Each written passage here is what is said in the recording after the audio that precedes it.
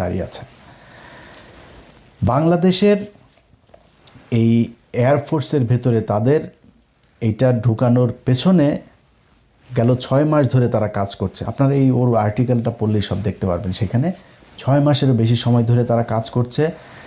আপনার জহুরুল ইসলাম যে এয়ারবেজ আছে চিটাগাংয়ে, সেখানে মসজিদের ইমামকে এই তেহরিকে তালিবান পাকিস্তানের একজন এজেন্টকে ঢোকানো হয়েছে। মসজিদের ইমাম সে। এখন বাংলাদেশকে কেন টার্গেট করা হলো সেটা বুঝতে কয়েকদিন আগে ভারতের আরেকজন সাংবাদিক আর একজন সেনাবাহিনীর কর্মকর্তা, রিটায়ার্ড একজন কর্মকর্তা, দুইজন একটা কথা বলেছিল যে তারেক রহমান ভারতের সাথে যে কথা দিয়ে বাংলাদেশে ঢুকেছিল লন্ডন থেকে, সেই কথা তারেক রহমান শুনছেন না। এটা কিন্তু সত্যি কথা। তারেক রহমান ভারতের সাথে তার একটা মিটিং হয়েছে, একটা না একাধিক মিটিং হয়েছে তার, এবং সেখানে সে এই কথাগুলো বলে এসেছে যে হ্যাঁ আমরা তোমার কথা শুনবো। এখন আপনি বলবেন তারেক রহমান কি এই তাহলে খারাপ কাজ করেছে, এটা মানবেন না? তারেক রহমান খারাপ কাজ করে নাই।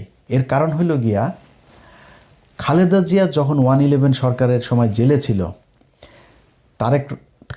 শেখ হাসিনার আগে এই জেনারেল মাসুদ টাসুদেরা আগে গিয়েছিল খালেদা জিয়ার কাছে যে ম্যাডাম আমরা আপনাকেই চাই ক্ষমতায় আনতে, আমাদের এই 111 সরকারের এই জিনিসগুলো আপনি ইমডিউনিটি দিবেন এবং আমাদের এই জিনিসগুলো মেনে নেবেন। খালেদা জিয়া তো একরকম মানুষ, যেসব দানাই পানায় বুঝে না।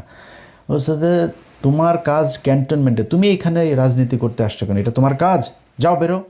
একদম স্ট্রেট কাট বের করে